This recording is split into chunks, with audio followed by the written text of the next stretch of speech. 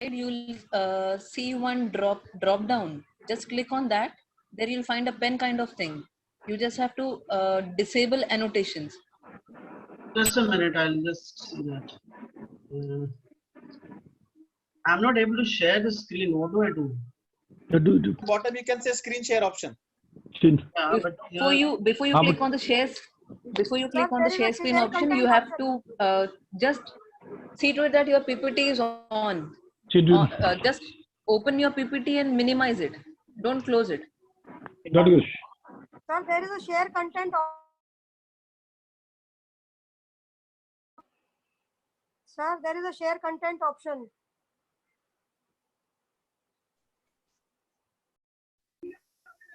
Hello, Gokul. Before you click on share content, Gokul, make you sure need to open the PPT and keep. Otherwise it will yeah, not you need to open your PPT and minimize it. And annotations cancel karna hai, so people will draw on the screen.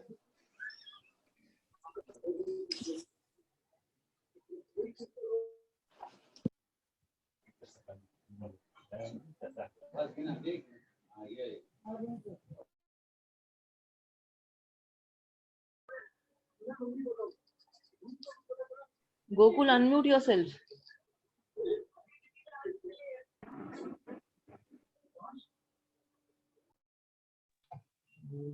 there's an annotation you have to do. What is the annotation? Right hand corner, upper right hand corner of your screen. There is a box, is it? Yeah, Dropbox. You'll find a Dropbox or an arrow kind of thing. Just click on that. One window will open. There you can find the option of annotation. Just disable it. Option of annotation.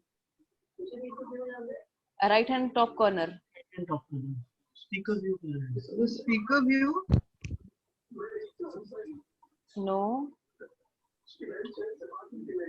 Bilasha, I think the admin, I think Vijay will have to allow screen sharing. Presentation. Sir, allowed screen sharing allowed. So now Gokul will have to share the screen first and then disable the annotation.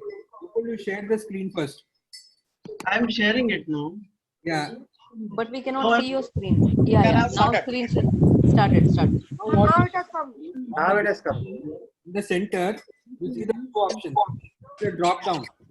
Can you see the screen now? Yeah. It is starting. Yes. Yes. Okay. Yes, we can see. Okay. Instead of different people saying. So Gokul, what you do is you see this green bar at the top. Yes, sir. Two options. What you do, you just put a drop down. You will see annotations. Okay. And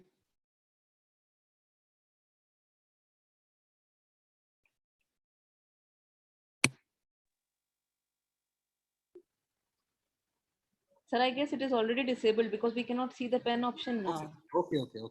I think you can start, Gokul.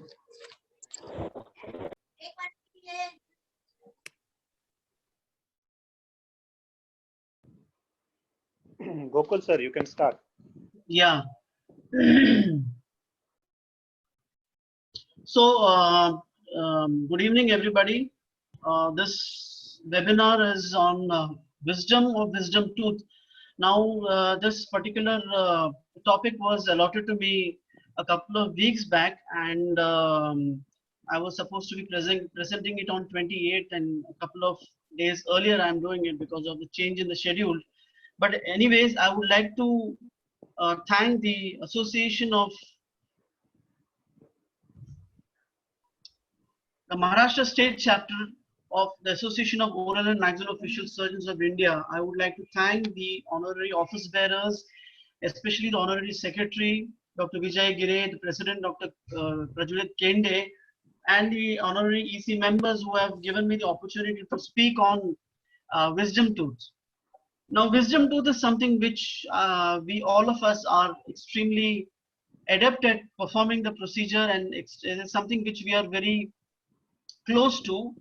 We start doing this procedure right from our postgraduate days, and we continue doing this as a consultant. And sometimes I would say that this procedure is what you call as the bread and butter of an oral and maxillofacial surgeon.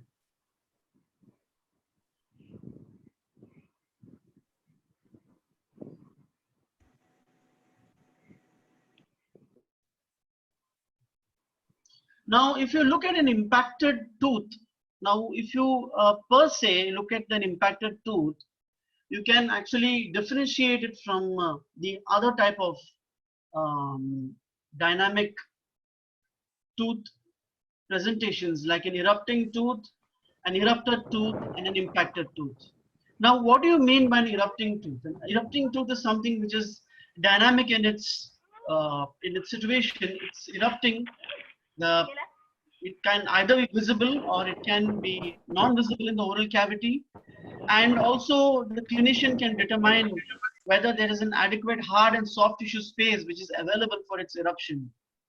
In erupting tooth, it is necessary that you continuously, periodically reevaluate the tooth, maybe every 6 months or maybe at least in a year. The erupted tooth is something which is visible in the mouth. It has reached the occlusal plane. All the 5 surfaces are accessible to be accessed clinically and examined. And also there is an attached gingiva which is present. So this erupted tooth, however, can be either functional or it can be malpositioned or it can be non-functional. Now, when we look at an impacted tooth, we can definitely say that this is because of an inadequate space that we find in an impacted tooth. Either it can be visible or partly visible, or it might not be visible. It is detectable by periodontal probing or by radiographic imaging. So either you can see it clinically, and if you can't do it, then you might have to take an X-ray or radiograph and determine whether it's present or no. Now, if you look at the today's webinar, I will be going through the definition, the anatomical landmarks associated with the third molar, that is the surgical anatomy, the sequelae, the theories of impaction, indications, classification, management of the removal, and complications associated with the removal of an impacted wisdom tooth. Now, for the benefit of postgraduate students, we look at the definition of an impacted tooth. An impacted tooth is a completely developed tooth that has failed to erupt completely or partially into its correct position in the dental arch due to inadequate space and is hindered from further eruption by adjacent teeth, dense bone or soft tissues. So going to be asked in the examination for an MBS student, the definition of an impacted tooth. Now, there are various theories which is ascribed to the formation of an impacted tooth in the jaw. One is the phylogenetic theory, the Mendelian theory, the orthodontic theory, and Nodine's theory. Now, some of the most accepted theories as to why do we find an impacted tooth is the phylogenetic theory, which says that over a period of generations, I would say from the Neanderthal man to the Stone Age, there has been a gradual evolutionary reduction in the size of the human mandible and maxilla. This is basically because the masticatory apparatus, which was used quite frequently to chew coarse, rough food during the Neanderthal man, has now become less utilized, I would say, because of the presence of, you eat soft food and you eat food which is, it is easy to swallow. So the jaw size has become smaller over a period of time. So the tooth which is present in the arch does not get enough space to be present in erupt in normal fashion, so you get impacted tooth. The other theory is the Mendelian theory, which says that there is a crossbreeding producing disproportionate jaw size. For example, if the child inherits the jaw size of the mother and the tooth of the father, there is a predisposition towards impaction. Orthodontic theory says that the condyle is a growth center, and anything which happens to the condyle, maybe it is trauma or because it is malformed due to some pathology, there is a deficiency in the growth of the condyle leading to retrusion and small jaw size, contracted arches, and insufficient space for the tooth to erupt, thereby leading to the formation of impacted tooth. Nodine says that the major basic cause of aberrant impacted tooth is artificial feeding of babies, baby food, and so on. Now, if you look at a surgical anatomy of an impacted wisdom tooth, we have to look at the surrounding anatomy. This is very important from a clinical point of view, because when we are doing a surgical procedure, it is necessary for the clinician to understand as to what are the structures we are dealing with when we are removing an impacted tooth. The lower third molar, as we are going to concentrate on it today, is situated at the distal end of the ramus, where it meets as a relatively thin ramus. So this particular area is thin in its width, and it is embedded between the thick buccal alveolar bone and the thin lingual cortex. One has to realize that the ramus is offset by 20 degrees. This is a very important clinical aspect whenever you're giving the nerve block. And also you will find the retromolar triangle, which is present just distal to the last standing molar. It is a thin depressed area, which is a little rough and in indentations. Also, you have got the buccinator muscle, which is present buccally, the mylohyoid muscle, which is present lingually, the tendon, temporalis tendon, which is inserting along the anterior surface or the anterior border of the ascending ramus, the lingual pouch, which is present just lingual to the third molar. Now, why am I telling about structure? Because these structures can be affected when you are doing the surgical procedure of third molar. Also, you have got vital structures like the facial artery and the facial vein, which run in close proximation to the lower second molar near the anterior border of the masseter. The mandibular vessels in the retromolar triangle, which supply the temporalis tendon. Hemorrhage can occur if you are going to take a distal incision which is too far. So you have to be careful about placing the incision in this particular area. We are very much concerned as a clinician about the inferior alveolar nerve, because this is a nerve which is in very close proximity to the mandibular lower third molar. It is slightly buccally placed, and especially in the case of a deep-seated impaction, one has to take special care to protect this neurovascular bundle when you're drilling the bone, when you're sectioning the tooth, and even elevating the tooth. Because the calcification of the inferior alveolar canal is completed before the roots of the third molar is formed. Thus, the growing roots or the developed roots may impinge upon the canal or get deflected. So even blind elevation is not advisable. This is when you see the course of the inferior alveolar canal, the inferior alveolar nerve, which is housed in the inferior alveolar, in the mandibular canal. Now, this particular diagram I have taken from article by Anthony Pogrel in 1995, if I'm not mistaken, in the Journal of Oral and Maxillofacial Surgery, in which he has done a cadaveric dissection and found out that the lingual nerve lies on an average, I'm talking about an average 3.45 millimeters away from the lingual alveolar crest in a horizontal dimension, and 8.32 millimeters in a horizontal horizontal dimension from the crest of the lingual cortex. Now, why I'm particularly putting this particular picture of pterygomandibular raphe for the benefit of the MDS students is that you can see this particular raphe, which is formed by the decussation of the muscles of the buccinator muscle and the superior constrictor of the pharynx. Now, this particular raphe is important in two distinct ways. One is that it forms an important landmark when you're giving the inferior alveolar nerve block, and it is closely associated in the third molar region. As you can see here, this PTD means the pterygotemporal depression, which is a small depression which is present in the temporalis fibers. They converge at the anterior border of the ascending ramus. So this is a very important landmark which you see when you ask the patient to open the mouth as wide as possible. The other important landmark, or something which we have to keep in mind, is a pterygomandibular space, which is again in close proximity to the lower third molar. Infections arising from the third molar can go into this pterygomandibular space, and it can go further disseminate into other spaces, leading to secondary space infections. Of course, we have to keep in mind the muscles of mastication, that is the pterygoids and the temporalis and the masseter, which is again can be affected when you're removing the third molar at a later stage. You might find some dysfunction, or it can also impede in the way when you have some conditions like NPDS when you're removing a third molar.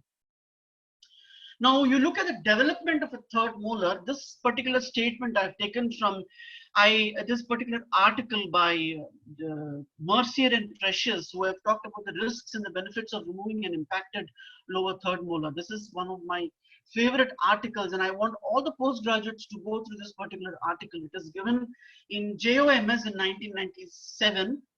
And they say from a biological aspect, the coming of the third molar teeth constitutes that part of the installment of our dental equipment which establishes the adulthood of our dentition. So very aptly given about the development of the third molar. As all of you know that the follicle becomes visible of the third molar by the age of 6 to 9. The third molar germ is usually visible by the age of 9 years. By the age of 11, you can see the mineralization of the cusp, and it is located within the anterior border of the ramus, lying almost horizontally at 30, that is at an occlusal plane, and the crown formation is usually seen by the age of 14 years. The tooth uprighting is the roots formed by the age of 15 years. At the age of 16, you can see that the 50% of the roots are formed, and the anterior border of the ramus at this particular stage is resorbing as the mandible lengthens. And the third molar assumes the position of the root level of the second molar. At the age of 18 years, the root is completely formed with open apex, and apexogenesis is completed by this time. You see the eruption of the third molar at the age of 20 years, and at the age of 18 to 25 years, you will see that third molar is partially erupted, or it might not be coming into the oral cavity. Now, there are a lot of articles which even say that after the eruption by the age of 25, the third molars continue to erupt and change its position up to the age of 50 years. Now, what are the indications for the removal of an impacted tooth? There are clear-cut indications when we remove an impacted tooth. This is something when the patient comes to you directly with his chief complaint. And one of the significant complaints, and as reported in literature, 40% of the cases, they come with pericoronitis. Now, in this pericoronitis also, it's a self-explanatory meaning, which is the inflammation of the operculum around the existing third molar. This is, you can see this condition either coming as an acute condition or as a chronic condition. In acute condition, the patient comes to you with a history of swelling, localized swelling, or a generalized extraoral swelling, or he might come with lymphadenopathy, difficulty in opening the mouth, there is a foul odor and acute pain, and he will be unable to chew or masticate on the side. So this is an acute condition with constitutional signs and symptoms like fever. So this has to be treated almost immediately, and with the institution of the proper antibiotic therapy with the removal of the third molar. The chronic condition is something which we see over a period of time in the patients with food lodgement or on and off inflammation, and he takes a painkiller or antibiotic subsides and comes back to you after maybe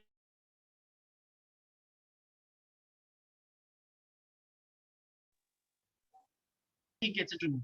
The other reason why prevention of caries and root resorption of adjacent teeth is one of the most important reasons as to why you would remove the third molar, because it not only harms your adjacent second molar, but also it leads to infection, and you have to remove in the end of it maybe both the tooth, which is quite a significant loss for the patient.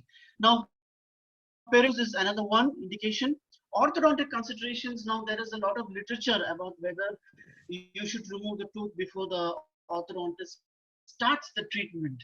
Now, in my personal opinion, definitely yes, the orthodontist extracts, I mean, he starts the treatment, he or she continues with the treatment now for a year and a half. And suddenly the clinician realizes, oh my God, this third molar is still there. And you struggle to remove the third molar in the presence of these wires and brackets. So it is always wiser to remove the third molar, even if erupting stage, before the commencement of the orthodontic procedure, which is very wise to do, as some of the literature has pointed to the presence of crowding when the third molar is there. Teeth under dental prosthesis obviously will have to be removed before you go in for a new prosthesis.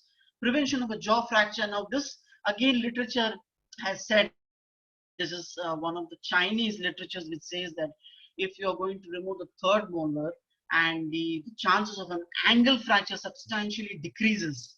Now this is again a very controversial thing. Prophylactic removal of a third molar would prevent a jaw fracture. Systemic health considerations like a cardiac patient who is having a heart valve disease or valve replacement are found to have evidence of, or who are having this, have been found to have evidence of periodontal defects or inflammatory mediators in the clavicular fluid. So there is a direct or an indirect link between cardiac patients and your oral focus.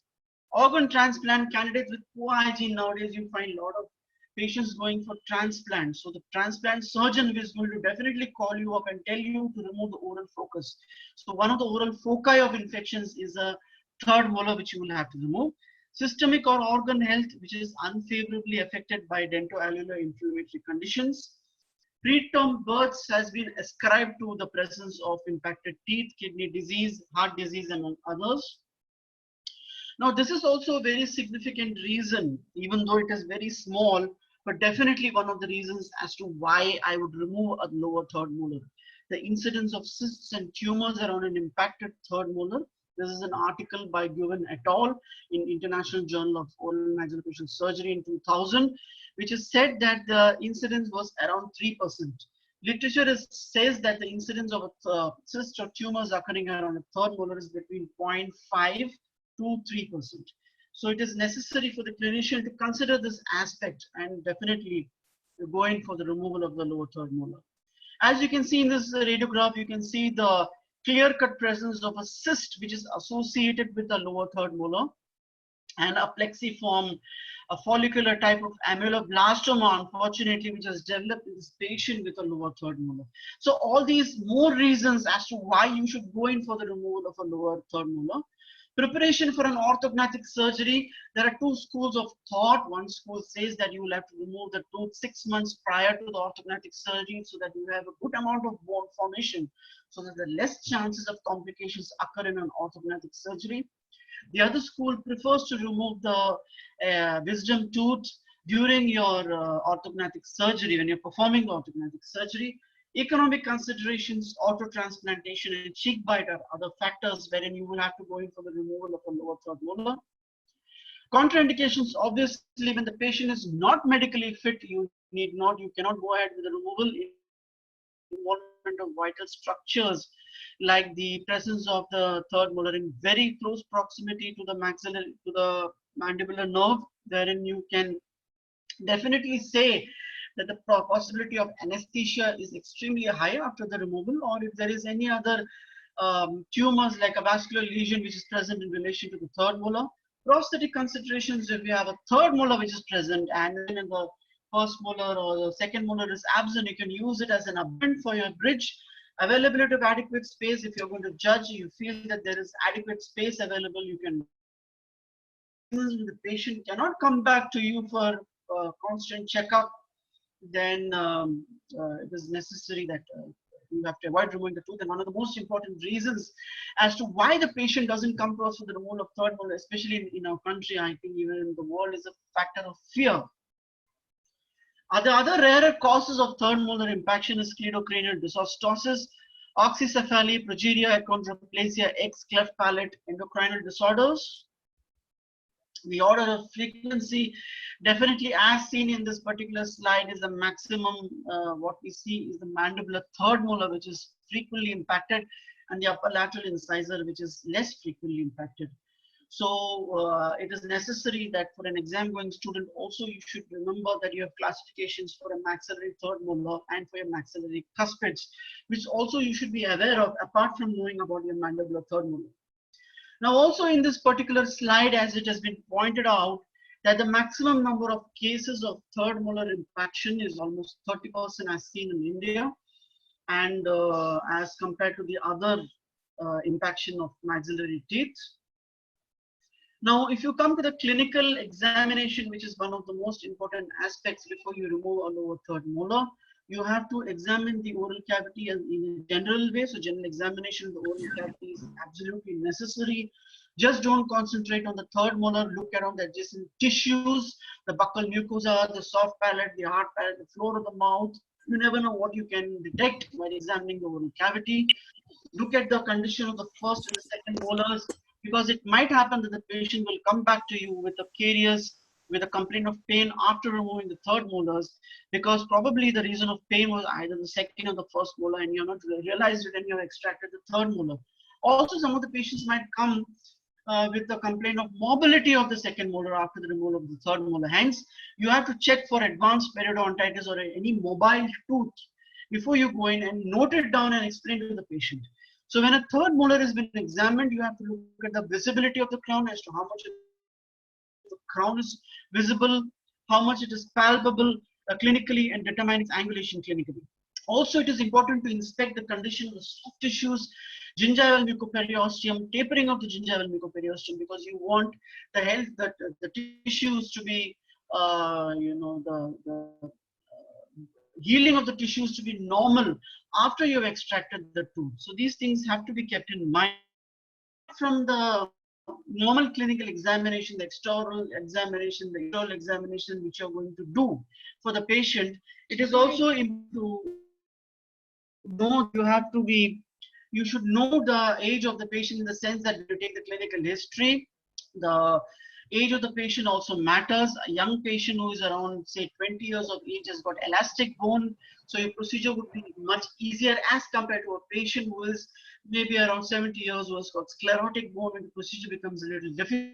It is also important that fractious patient will not allow you to more complex the procedure.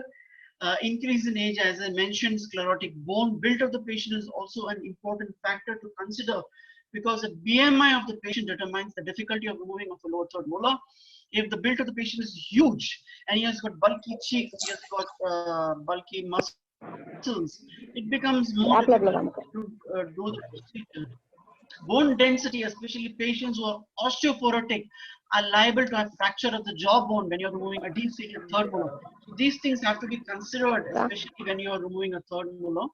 Presence of infection, size of the oral cavity, size of the microglossia, size of the rima oris, that aperture of the your oral cavity, temporomandibular joint dysfunction, precancerous lesions like oral submucous fibrosis. All these things have to be recorded.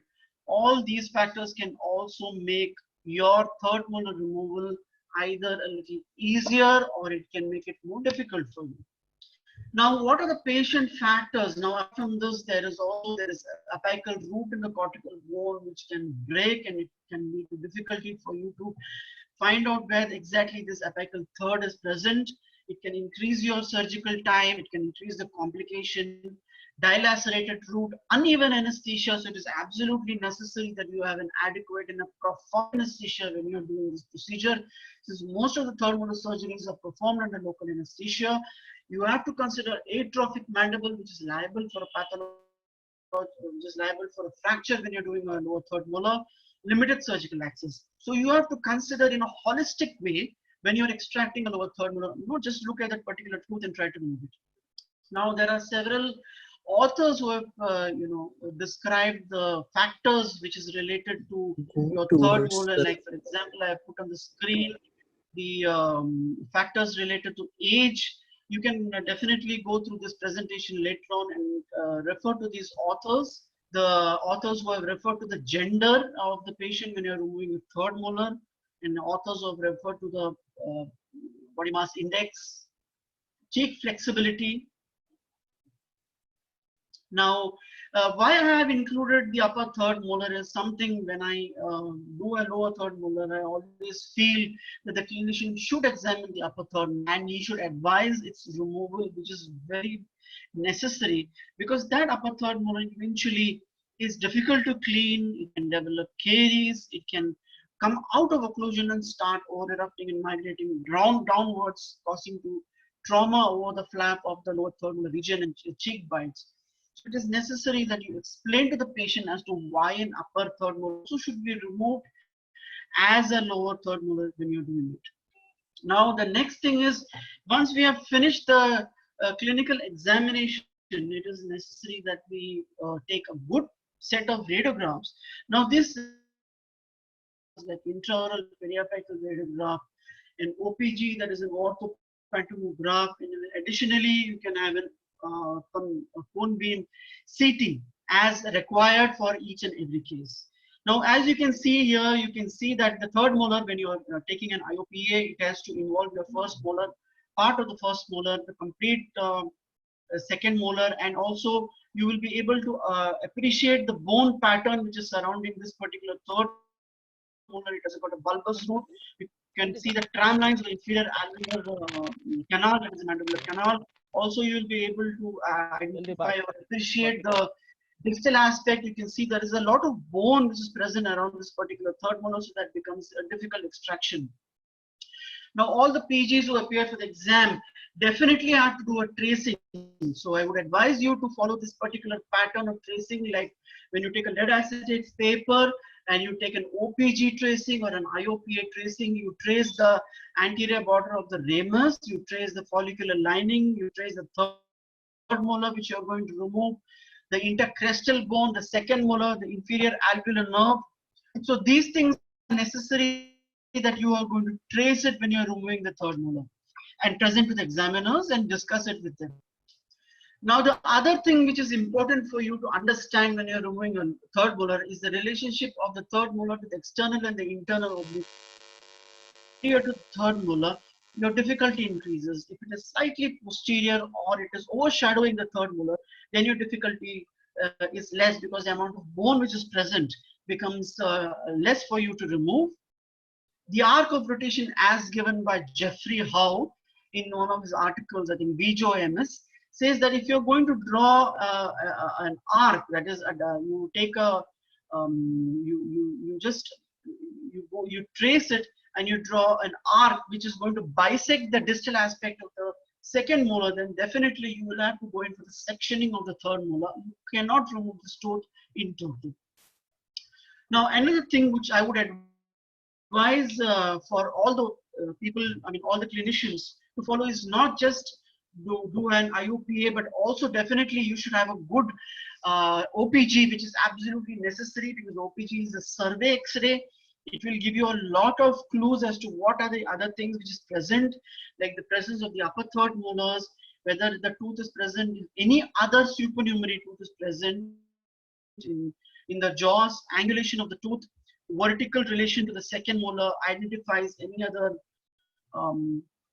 pathologies, identifies the caries in the bone loss, then also establishes the height of the mandible, predicts the relationship of the upper third molar to the maxillary sinus, structural stability of the second molar, relationship of the root apices with the dense bone, dilacerated root. So it is absolutely essential that you have an OPG along with an IOPA when you're doing a third molar.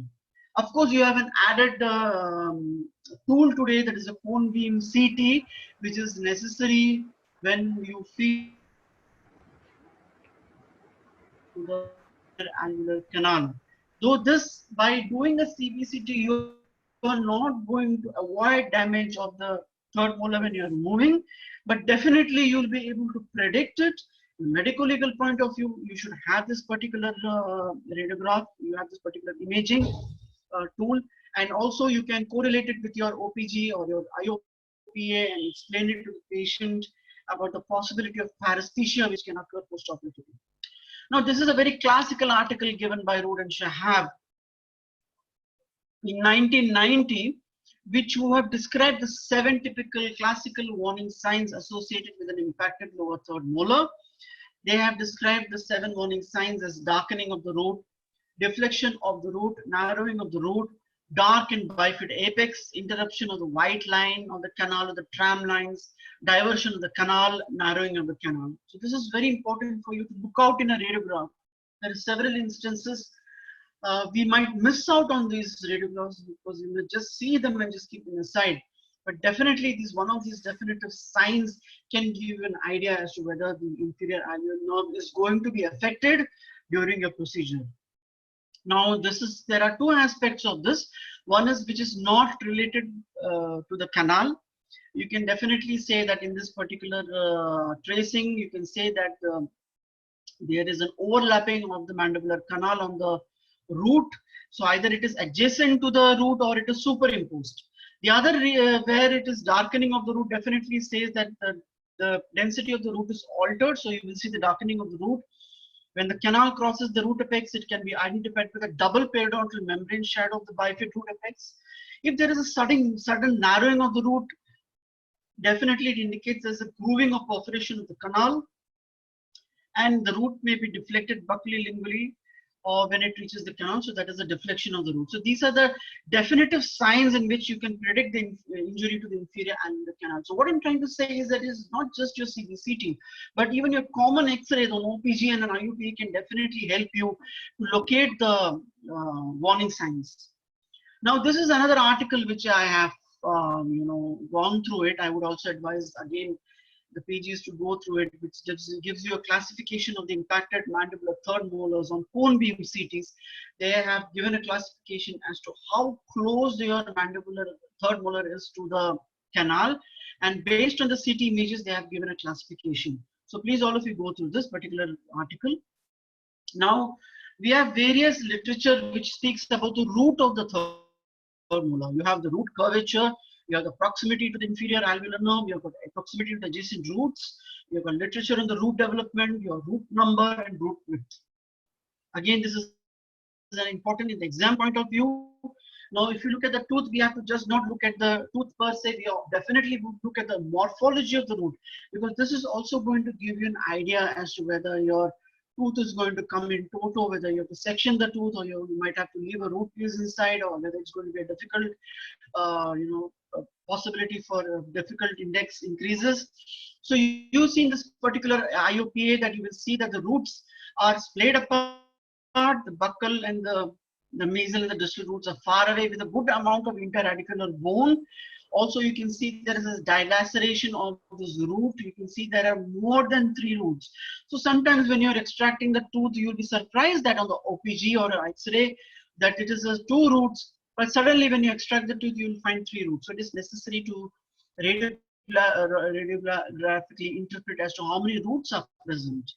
Root width also plays an important role in your difficulty. You can see that the root width is smaller than the CE junction in this tooth. The root width is equal to the CE junction of the tooth, and the root width is more than the CE junction. So when your root width is much more than the CE junction, your difficulty index increases. You have got an unfavorable, you have got a favorable curvature of the root, you have got an unfavorable curvature of the root. In unfavorable curvature, it becomes more difficult for you to retrieve that particular root piece. Dilacerated roots, all these things have to be taken into consideration. Relation to the, either you have got a good amount of interdental bone between the 8 and the 7, and or you have got less amount of bone which is present in the between the second molar and the third molar, which also determines as to how much of point of elevation you have when you are elevating the tooth. Now, when you come to the classification, these are the classical classification which is given in your textbooks. I don't have to go too much into detail, or you're aware about Winter's classification, which determines the tooth either to be vertical or horizontal or mesioangular or distoangular. For the definitely for the PGs, this is necessary that you should know about this particular angulation. That is, when you draw a line, especially for example in the vertical impaction along the long axis of the tooth of the impacted tooth, long axis of the second molar, these lines are parallel to each other. Similarly, you draw a line on long axis of the horizontal tooth and long axis of the second molar, they intersect at an angle of 90 degrees. So even if you take this particular angulation, you will be able to justify as to whether the tooth is vertical, horizontal, mesioangular, you got 45 degrees, distoangular, the lines do not meet, they do not converge. Buccoangular, linguangular, or other classifications given. You have got an inverted tooth also. You have got an ectopic tooth which might be present anywhere else apart from the normal anatomical region where you expect to find them. Now the other classification is relationship to the ramus. It is by simple definition, I mean by simple classification given by Pellin Gregory, who says that the distance between the distal aspect of the second molar and the anterior aspect of the ascending ramus is sufficient to accommodate the mesodistal dimension of the third molar, that is class 1. If it is insufficient to accommodate the mesodistal dimension of the third molar, it is class 2. If the third molar is within the ramus, it is class 3. Now, why am I telling this? Again, it is important to justify as to amount of bone which is present, or which is give you a clinical idea as to amount of bone which is present when you're removing the third molar, whether it is present slightly within the ramus or completely in the ramus, or maybe the ramus does not abut it. Occlusal line, that is the position A, B, and C. The occlusal line of the second molar and the occlusal line of the third molar are the same level, that is position A. The position B is the highest position, that is occlusal line of the plane of the third molar is between occlusal plane of the second molar and the C junction. And in position C, occlusal plane is well below the C junction of the third molar. Now, another classification given by Killian K says that the angulation is the same as given by Winters. Then the stages of eruption is completely erupted, partially erupted, unerupted. Based on the pattern of the root, you have got fused roots, you have got 2 roots, you have got multiple roots. Root pattern may be surgically favorable or surgically unfavorable as given by Killian K. Now there is something called as a Peterson's difficulty index, all of you are aware. Now these indices are basically a scoring scale wherein you can determine as to how difficult your tooth removal is going to be. So based on the values given, mesoangular is given as 1 and so on. The depth is given as level A is 1, score is 1, level 2, level B score is 2, level C score is 3. Ramus relation class 1, 1, 2 and 3. So if you have got a distoangular impaction which is in position C and which is in class 3, you will get the highest score of 10, which becomes very difficult, and as you go down it becomes slightly difficult. So the scoring pattern as given by Peterson's difficulty index. Then you have got another scoring details given by Watt, by McGregor in 1979, which is called as a Watt's assessment. That is Winters classification, height of the mandible, angulation of the third molar, root shape, follicles, path of exit. So this totally amounts to 33. If you calculate it again, you will find you will be able to relate to the difficulty quotient. Now this is another tracing which you can do on your IOPA or on your OPG, which shows the white line which is drawn along the occlusal surface of the second molar going posteriorly, which determines the depth of your third molar. The amber line which is passing distal from the ascending ramus and goes along the occlusal surface of the second molar, passing the interdental bone between the second molar and the third molar and the first molar up to the first molar, which gives you an idea as the amount of bone which is to be removed. And also the red line which is drawn from the amber line to the point of elevation, that is a point, the purchase point. They say that if this line, this particular red line increases by every millimeter, your difficulty increases, and if it is more than 9 millimeters, then you might have to do this procedure under general anesthesia. Now there are other literature, there are other authors who have given different aspects of scoring. I would just mention them. Yuasa et al. In Bijoms, who has given the surgical difficulty of extracting a third molar. Now Botolorun was given in JOMS, assessment of factors. There is also given by Karma et al. Who has given the reliability of Peterson scale. Then you have got the Pernambuco index given by RWF Carvalho. Again, an important aspect for the PG point of view for your examination. The American coding system has denoted certain numbers. For example, D7220 gives that the impaction is above the height of contour of the alveolar bone, but it is covered by soft tissue. Now the next number denotes that the height of contour is below the surrounding alveolar bone, followed by soft tissue coverage and bone coverage. And the last is which is completely covered by bone, that is bone impaction. So this becomes a very easy way of understanding as to what kind of an impaction it is. The state of eruption, if it is the tooth is in line with the occlusal grooves, you give it as a scoring pattern of 0. If it is partially erupted, it is 1. If it is no evidence is present, then it is 2. There are some of the authors who are mentioning about the state of eruption. Rotation of the tooth is also an important factor. Semi-erupted tooth, score is 0, buccally placed, score is 1, lingually placed is 1, and no evidence is 2. Now, obviously, when you're going ahead with the removal of a third molar, you have to consider the treatment option guide. One is, as a clinician, you have to justify your removal, the existence of a condition, you have diagnosed it. What is the predictable outcome which you're going to face after the removal of the tooth? What are the risks and benefits associated with either retaining the tooth or removing it? Health-related quality of life, which is very important because the patient's health, what is the quality of life once you're removing the surgical, once you're going to do a surgical procedure of removing the tooth, and cost to the society either directly or indirectly. Now, the decision to remove or not to remove lies entirely with the operator, entirely with an oral and maxillofacial who is the right person to remove an impacted tooth. Whether the procedure is to be done under local anesthesia or sedation or general anesthesia has to be decided by the operator. But I would definitely advise against doing these procedures under deep sedation on a dental chair, because there have been instances in which the patients have been harmed because of this particular aspect.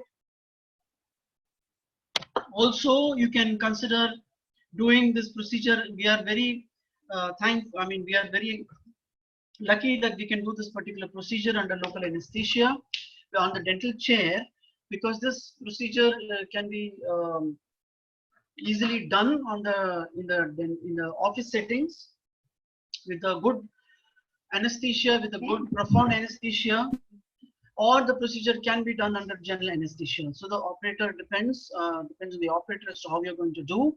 The procedure can be done either in a clinic or a hospital, depending on the other factors. You have to remember in mind that the impaction is a clean contaminated wound. What I'm meaning to say is 10%, there's a 10% chance that the wound can be infected. This is something which you have to keep in mind, especially when you're dealing with a medically compromised patient. Surgical approach, what is the surgical approach which you're going to follow when you're removing a tooth? What is the number of tooth which you're going to remove? Risk versus benefit ratio. All these things have to be counted into your perspective when you're deciding to remove it. Now, this, as I had mentioned earlier, this is a very 1991 in the International Journal of Oral and Maxillofacial Surgery, which talks in detail about the risks and benefits of removal of an impacted third molar. They have discussed in detail about the risks of non-intervention, the risks of intervention, benefits of non-intervention, and benefits of intervention. This is again a very important article to be quoted in the PG point of your NDS point, exam point of view. Now, this is one particular statement which I've taken out from that article, which says that it is evident that if the clinician is able to give the patient sound, prudent advice regarding the intervention or non-intervention in case of an asymptomatic third molar, it is necessary to adopt some systematic approach which attempts to take into account all the factors which impact both the clinical condition specifically and most important to all the patient in general. So that means to say you're not just looking at the factor which is going to impact the clinical condition, but also the patient's health in general. Now, if you look at the general approach, all of you are aware as to how do we go about removing a third molar. We are all experts in that as an oral surgeon, and even the postgraduates, especially who are in second and third years, have performed procedures. Maybe someone in the first year has also done it. So these are the points to be kept in mind when you're removing a third molar. Careful planning and gentle tissue management is necessary for optimal outcome. Remember the adage, when you respect the tissue respects you. So you have to keep in mind that you have to follow a step-by-step approach. Do not miss any step when you're removing a tooth, because that can go against your procedure, or it can lead to some other problems. Contingency plan is absolutely necessary if unanticipated problems arise. We cannot say on the chair that, oh my God, I have not been able to remove the tooth, which is our expertise. So we have to be prepared to face any problems. So as I had said previously, you have to take into factors the difficulty factors and other factors and decide on your treatment plan. Limit the trauma to the residual tissues. We do not want improper wound healing after the surgical removal of the third molar. Proper flap design, as we have various options of flap design. We can choose which flap we need to use. Bone removal should be done in an atraumatic and an aseptic manner, which is absolutely necessary because we do not want any post-extraction infections, post-operative infections to occur because you have removed the tooth in a beautiful way, but the patient comes back in swelling and pain after 10 days. Division of tooth and delivery is also a very important factor. Removal of the residual follicle, especially when you're removing the tooth, who the age group of 18 to 25 years, this particular follicle will have to be removed because this is the follicle which is going to lead to the formation of cysts of tumors at a later phase. But as they say, once the tooth is removed, the follicle also degenerates over a period of time. Now, apart from the things which you are going to consider is the smooth and the sharp bony edges. Once you have removed the tooth, the patient might come back to you, say after even a month, saying that the tooth is still there, doctor. So you will find that this sharp spicule of bone, which is hurting the patient on the lingual side. So these things have to be taken into consideration absolutely when you are removing the tooth. After you have removed the tooth, debride the wound mechanically, you might find some foreign particles which we don't want to there and retard the healing of wound. Soft tissue closure is an absolute necessary to restore the anatomic integrity. Operator should take advantage of the fact that you are gained access to the posterior aspect of the second molar and examine it clinically, because that is one chance you have to see when you can get the chance to examine the distal aspect of the second molar. Armamentarium, as you are all aware, we are all aware of the various instruments we need to use when we are doing a third molar. It is advised to the postgraduates to keep your tray completely set, even though you do not require these instruments. Keep them because you never know when you require them. A high volume apparatus, a good assistant, a good lighting, a good environment. These are the factors which makes your surgery successful or unsuccessful. Now, anesthesia, as I again come back, you can have the option of applying a topical anesthesia, which can reduce the amount of pain when you give the injection to the patient. Profound and adequate anesthesia is absolutely necessary. Anxiolytic drugs can be administered to reduce the anxiety of the patient before the patient comes to you. But remember that the patient should be advised to come with a relative if he's taking an anxiolytic drug. Preemptive analgesia can be administered. Also, there is the other way of administering a local anesthesia. Just as you are going to finish your procedure so that the anesthesia is prolonged and the patient does not have too much of pain when he comes out of the surgery. Now, looking at the incisions, this is something which is absolutely necessary that you look into it. There are certain principles you have to follow. Once the flap has been decided, the incision should be made with a sharp blade to minimize muscle tearing. The incision should avoid any vital structures. It should be carried out with a number 15 blade, which is a standard blade for all your oral procedures. It should be placed on sound bone. Do not extend the incision too distally. Ensure there is no bleeding from the buccal vessels. Even if it is there, you can cauterize it. You can stop the bleeding. We are all experts in stopping bleeding, controlling hemorrhage. Post-operative trismus can occur if you are going to extend the incision too far distally. Herniation of the buccal fat pad, especially when you are removing an upper third molar, should be kept in mind, and lingual nerve damage. Now, again, when you're placing the incision, you have to consider surgical access. It should be sufficient access for you to access the third molar. Healing should be proper. You should not delay the wound healing and distal pocket formation. All these things have to be considered when you're placing the incisions and deciding on what flap you want to do. This is a picture showing as to how you are placing the distal incision, the clavicular incision, the anterior limb of the releasing incision. Again, keep in mind that the operator's hand should be far away when you're placing the incisions, and it should be far away when you're giving a nerve block, because either the needle might prick you or your blade might hurt you somewhere. So take care when you're placing the incision. There are several flaps which have been developed. You have got the envelope flap, you have got the modified Watts flap, you have got the Berwick's tongue flap, the coma shaped flap, the bayonet shaped flap. So a lot of flaps are available, depends on the operator, but what we normally use is the Watts. You use the Watts incision or use the modified Watts incision, in which you develop the triangular flap or the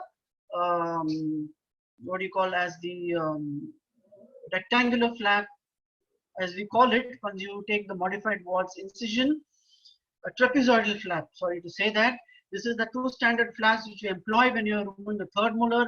But at certain times, I've seen operators using just an annular flap to remove the third molars, in which I had gone to one of the colleges in the south where the PTs have been trained to use an annular flap, and I was very astounded as to how they are using this particular flap and removing the tooth.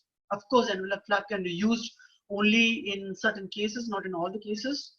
Now, when you're raising a flap, you have to keep in mind these principles. Adequate flaps have to be reflected for good accessibility. Full thickness mucoperiosteal flap is elevated.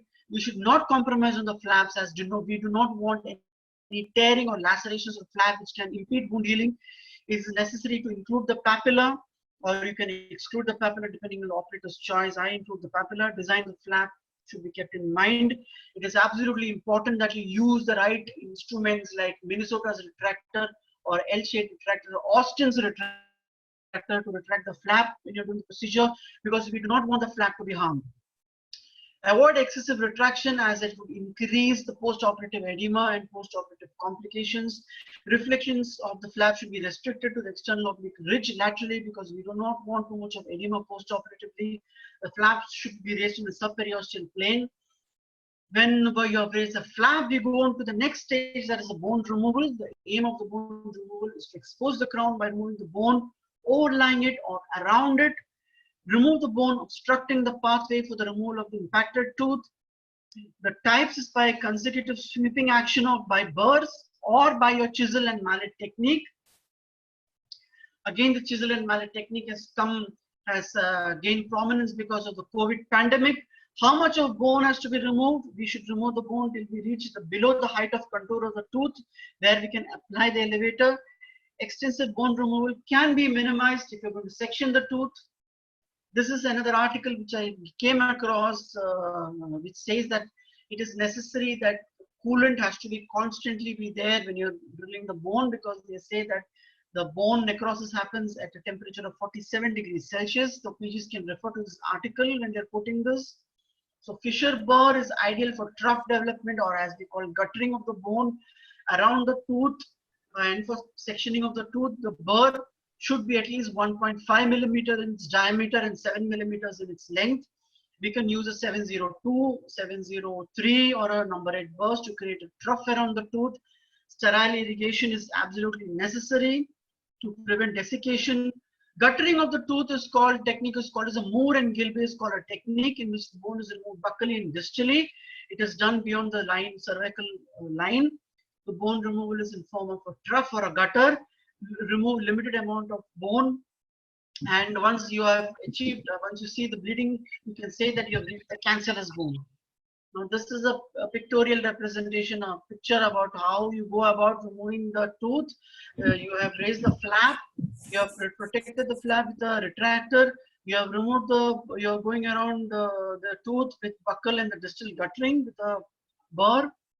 This is how you achieve the guttering of around the tooth in a buccal. And also there's a lot of people who forget to remove good amount of bone distally, and you get stuck there.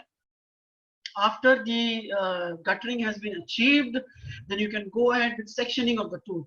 Remember, do not hesitate to section the tooth. We don't want the heroic removal of the tooth in toto. And you can definitely section the tooth in multiple pieces or in 2 different halves, or we'll go ahead, we will be talking about it later. Section the bone and then the roots. Now you have to keep in mind that you can either section the crown, section the roots. Keep in mind, sectioning has to be done at least 1.5 to 2 mm more anterior to the initial line. Because of the obstruction of the view of the second molar, you have to take your burr a little forward, because you might just section it posteriorly and you'll just get the distal part of the crown, and your sectioning will be inadequate. Deep purchase points are made for adequate placement of elevators. Apply controlled pressure when you're elevating. Support the alveolus during your luxation or your elevation. These are diagrams as to how do you section the distriangular tooth. You section the tooth, the vertical impaction. You section it along the long axis. You can remove the crown separately, or you can remove the root separately. In a horizontal impaction, again, you can either section the root, the crown and the root along the long axis, or you can remove the crown and then section the roots in two different ways. It's up to the operator. As long as you are able to remove the tooth. Mesioangular impaction, one has to be extremely careful that especially in this type of impaction, you have got the inferior alveolar nerve in close vicinity in most of the cases. So you have to keep in mind when you're sectioning the tooth and you're elevating the tooth in a mesioangular impaction. The other techniques which are followed is a chisel. Of course, we don't follow this regularly. Chisel and mallet technique, piezo surgery. Now, what are the advantages of a chisel versus burr? You can be asked in your examination. In chisel, the technique is difficult. In a burr, it is an easy technique. You have got uncontrolled control over the bone cutting. In a chisel, controlled in a burr. Patient acceptance is not too much in a chisel and chisel technique. It is acceptable in a burr technique. Bone healing is good, delayed in burr. Post-operative edema, dry socket incidence, post-op infection has to be found to be less in the chisel technique, but more in burr technique. The other technique you can mention is the Henry Bowdler technique, which is also called as a lateral trephination technique, in which you create a window on the buccal aspect and the tooth is delivered laterally. This is also used along with the postage stamp method, in which you try to remove the tooth germ. If you feel there is a necessity for removing the tooth, then it is in an unerupted stage. If the tooth is in a not formed completely, the ball and socket effect can happen if the tooth germ is very small. So it becomes all the more difficult for you to retrieve the tooth from the lateral aspect. The other technique is the William Kelsey Fry has described the lingual split technique. As I said earlier, this technique was popular once upon a time, especially when the lingual bone is thin. This again would be an exam question for the PGs who would be asked by the examiner, or it can be a short note who would ask what is the lingual split technique.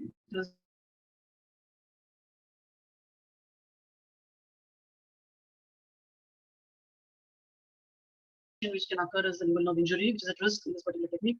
Now, you remove the tooth, it is not the end of the procedure. You have to do thorough toileting and debridement of the socket. It is necessary that you carefully irrigate the socket under the reflected flap, preventing any retention of the debris, or so that ensures good healing. Sharp bony edges should be trimmed, it should be filed. Careful curettage of the socket is done, hemostasis is achieved. This is very important because we don't want a patient to come back with some amount of bleeding. Non-resorbable sutures are placed. Suturing along the anterior limb of the incision. Some of the operators, most of the operators do not want to suture along the anterior limb of the incision. It can be avoided post-operatively. Going for the wound healing. You can also just open the door. So, less edema is present. If you are going to keep that particular this thing,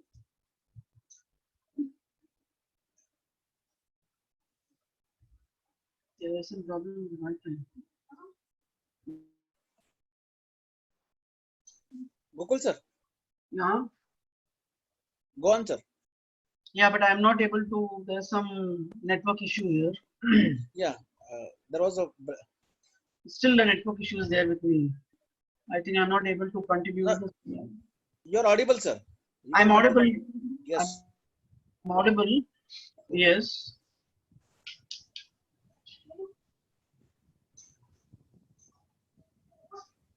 We can hear you, sir. Sir, you can go on, sir.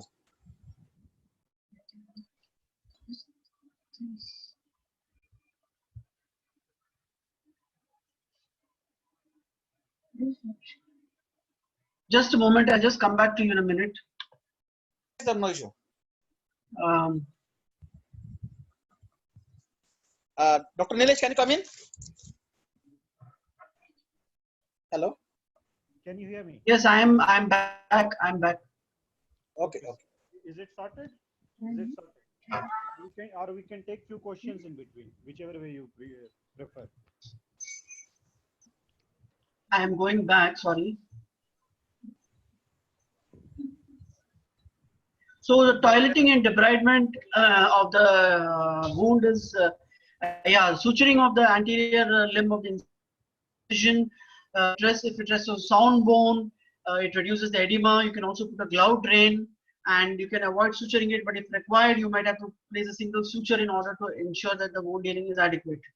Now, this is a particular thing which I have added this in this presentation because we are in the midst of the pandemic, that is the COVID-19 pandemic. So what are the precautions which you are going to take apart from the generalized precautions which you are going to take when you're removing impacted tooth?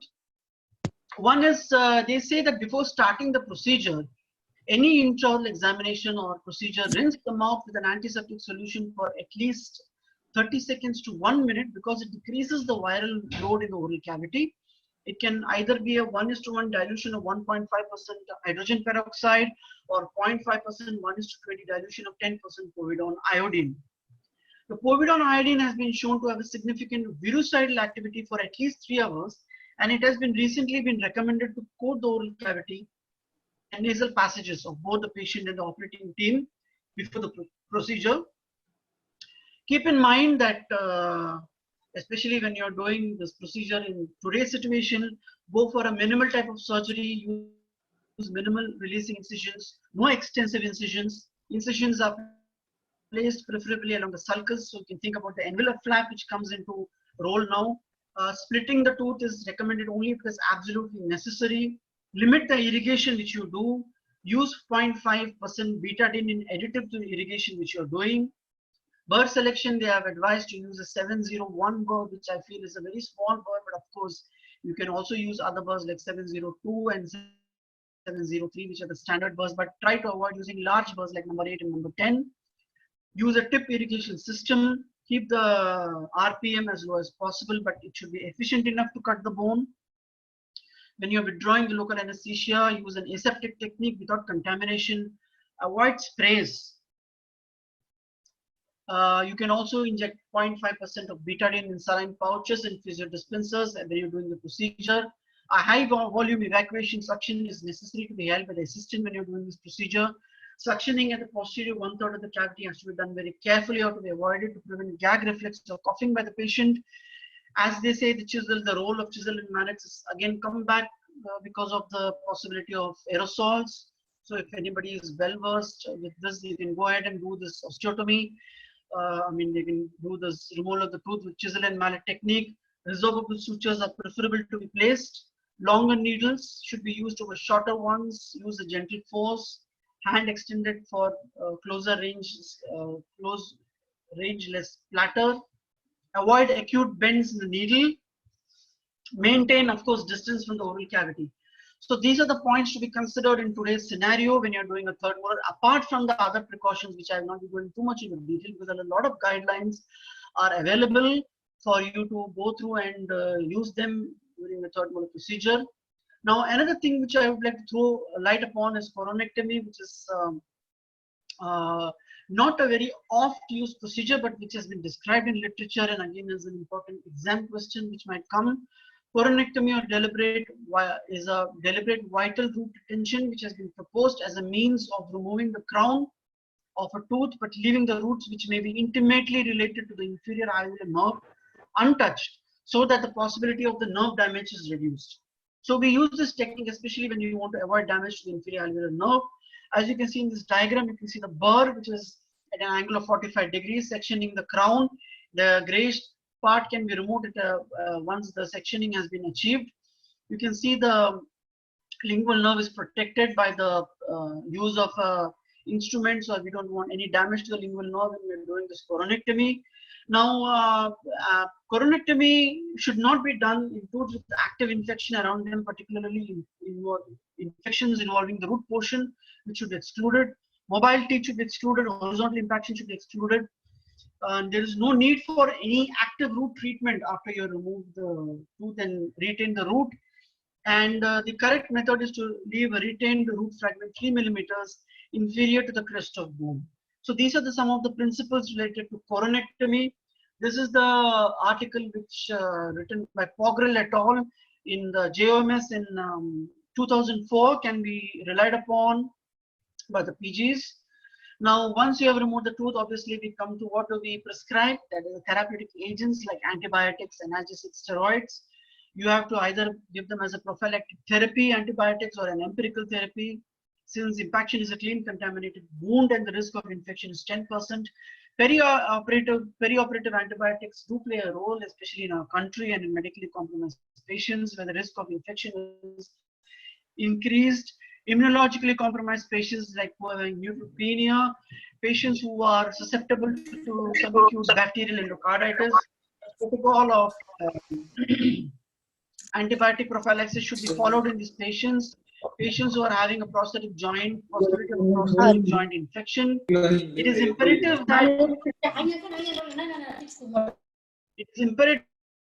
that you are maintaining sepsis and sterilization instead of depending upon the antibiotic for your infection coverage. The antibiotic you are using should target the specific organism. So we want a bactericidal agent. We prefer one rather than a bacteriostatic agent like penicillin. Preventing dry socket, or as we call it. Analgesics like COX-1 and COX-2 inhibitors have been used extensively to take care of the post-operative pain. Potent analgesics like ibuprofen, diclofenac sodium, ketorolac sodium, piroxicam are used. Parenteral route is sometimes preferable for administration of antibiotics and analgesics if oral patient cannot take it orally. Now this is taken from the oral and maxillofacial clinics of North America, where a comparison on analgesics is given. Therapeutic agents like steroids are also prescribed to reduce the edema. They act by interfering with the capillary vasodilation, leukocyte migration, fibrocytosis, and cytokine production. So, but steroids should be used very sparsely and only when absolutely necessary, because prolonged administration of steroids leads to suppression of endogenous steroids. Obviously, in third molars, we do not use steroids for more than 3 to 5 days. So there is no chance of suppressing of the endogenous steroids. But these things have to be kept in mind when you're prescribing them. Or if the patient is already on steroid therapy, you might need to increase the dose of steroids before you go in for a third molar removal. As you can see, production of steroid endogenous steroid is around 300 milligram. Again, Oral and Maxillofacial Clinics of North America of 2017. The other complications we can face is gingival clefting, second molar loss of attached gingiva, distal bone loss, which very frequently happens once you remove the third molar. There is a period of time. Persistent pain and sensitivity, the patient might complain of this even after a month. Temporomandibular joint dysfunction or derangement, lip lacerations, swelling and edema. Now, if you look at trismus, which has to be ruled out whether it is an actual trismus, if there is any relative factor which is causing it, of pain. If it is because of pain, it is reflex trismus, you can rely on it. And going for mouth opening exercises as soon as possible once the patient comes back to you. Post-operatives are preferably given by the oral and maxillofacial surgeon rather than by the assistant. Alveolo-osteitis is some complication which we again face. There are several ways to deal with it. You can use zinc oxide obtundant dressing. Normally come back to you after a period of 3 to 5 days with acute pain. So it is necessary to diagnose them and treat them. Infections can also happen post-operatively. Extend into the adjacent facial spaces. Penicillin with metronidazole is the ideal drug of choice. Clindamycin can be given as a substitute penicillin.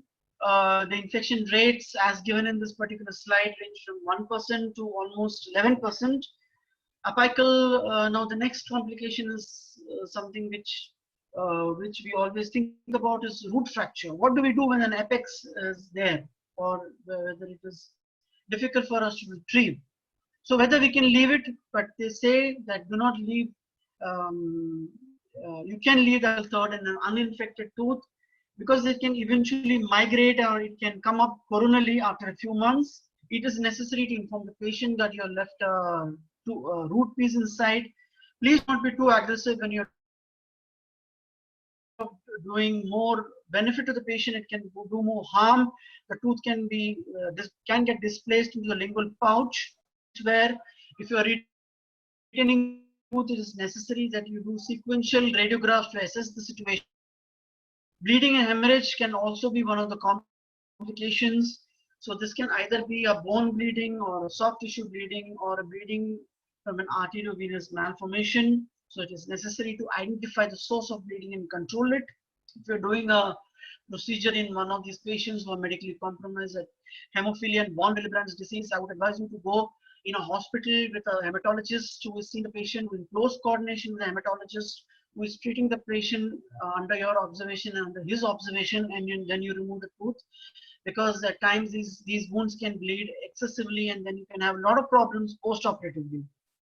So it is necessary that you coordinate with the physician very closely in these type of patients and try to use maximum local measures to stop bleeding.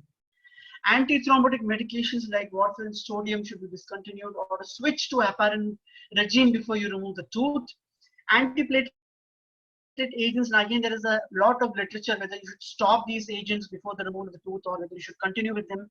If you're going to continue with them as advised by the physician, you should be absolutely confident of stopping the bleeding after the procedure, or if you want to stop the antiplatelet agents, do it at least say 7 days before the procedure. But these have to be taken whether stopping the antiplatelet agents is going to benefit the patient or whether it is going to put the patient more in risk. So again, be in close coordination with your physician when you're doing this. We do not want any damage to the adjacent tooth which have got large restorations which can get luxated by mistake, or those large restorations can get displaced when you're using an elevator. Altered sensation, of course, something which we are actually aware of, which can happen. The inferior alveolar nerve can get damaged or it can get affected. So this can happen when you are doing the surgery with limited access and with blind procedures. Please do not do this. So this nerve damage you can see in literature from 0.6% up to 2.2%. So it is there is definitely nerve damage which can happen in some percentage of cases, which we have to be prepared and deal with them. This is something again a PG should know what is a Seddon and the Sunderland's classification, which can be quoted in your MBS examinations. Now this particular slide, which is a very clear-cut idea as to gives you as to what do you do when you have particular neurological sensory dysfunction. When you're removing a third molar and you feel that there is division of the inferior alveolar nerve during the operation, immediate repair should be done. If the ends is not opposed, or you have to refer it to a microvascular surgeon or a neurosurgeon for immediate apposition of the nerve. Post-operative review, if there is post-operatively there is complete anesthesia, take a radiograph to ensure that there is no bony fragment obstructing the canal. If it is so, then removal of the obstruction is necessary. Then if the stimulus evokes paresthesia, you have to do a 2-point discrimination test, and this has to be done regularly at intervals, and you have to convince the patient, keep talking to the patient, and you have to institute some medications. And if there is no incidence of recovery, consider referral to specialist. Discontinuity of the canal can be visible on the radiograph. Substantial deficit or persistent dysesthesia can also be present. If there is some recovery even after a month or say after 3 months, then you can expect that the nerve function will eventually recover. Now, other complications are mandibular fractures, which can occur in 1 out of 30,000 cases. But definitely, I have seen mandibular fractures occurring. So keep in mind when you're especially using elevators, or you're trying to luxate the tooth, too much of force, or you have got underlying factors like atrophic mandibles, or osteoporosis, or presence of any pathology which we are unaware of, and of mandibular fractures. So you will have to go in for the fixation of the fracture and then treat the patient accordingly.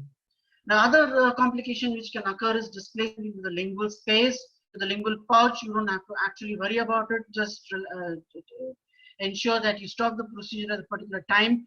push the mylohyoid muscle from inferiorly, and you will be able to actually see the tooth clinically. Now, if you're not able to do that, then you might have to go in for a radiograph, locate the exact position of the tooth, and retrieve it surgically. You might have to go in for an extraoral procedure also if required. Take a good set of radiographs to locate the tooth. This is an unfortunate complication which should be avoided at all costs, especially when the lingual plate is very thin. You have to keep in mind that do not use too much of force when you are elevating it. Now, the last slide would be, the second last slide would be, I will be dealing with about the possibility of these questions coming for the MDS students. An examination of your university examination, one question which can be asked is how you're going to remove the tooth or horizontally impacted class B, say position C wisdom tooth. You have to explain the procedure in detail. You can talk about the assessment as to the clinical examination, the technique. Complications in third molar surgery would be another question which is likely to come. Assessment of the third molar is again a very important question. How are you going to assess the patient when you're going to remove the third molar? Clinically, radiographically, and also by using the difficult indices. Protocol in third molar removal in COVID-19 pandemic, which again could be one of the questions which could be asked because of the current situation which we are in. Short notes could involve incisions in the third molar, hemorrhage in third molar surgery, classification of third molar, risks and benefits of third molar surgery. So with this, I would like to say that certain textbooks like textbooks of oral and maxillofacial surgery given by Peterson, Kruger, Moore, Archer, Killian K, Malik, Balaji SM, and a lot of articles which is present in the literature will give you an idea as to about how to go about dealing with this particular topic for MD students. So thank you so much for this opportunity for me to present this webinar on third molars. Again, I take this opportunity of thanking the President, the Secretary of MSc OMSI, the senior members of Maharashtra State Chapter, and also I would like to congratulate that the State Chapter has initiated this webinar, which is very useful and clinical point of view, and also for the postgraduates who will be appearing with examinations. Thank you so much. Thank you, sir. Thank you, Gokul, sir. Nilesh, can you come in? Yes. Am I audible and clear? Yes, audible and clear. There are a few questions, Gokul sir, that has been Yeah. put by students. Now, one asks that how to assess hypercementosis on IOPA. Hypercementosis would be not very easy to diagnose it on the IOPA. Probably we might have to, go ahead and then clinically find it that it's an hypercementous tooth.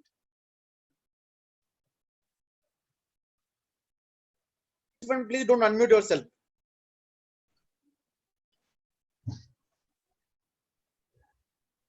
Or also we can think about the root pattern. We can differentiate if there is a possibility of hypercementosis by looking at the pattern of the root. I can't hear you, Nilesh. You're muted.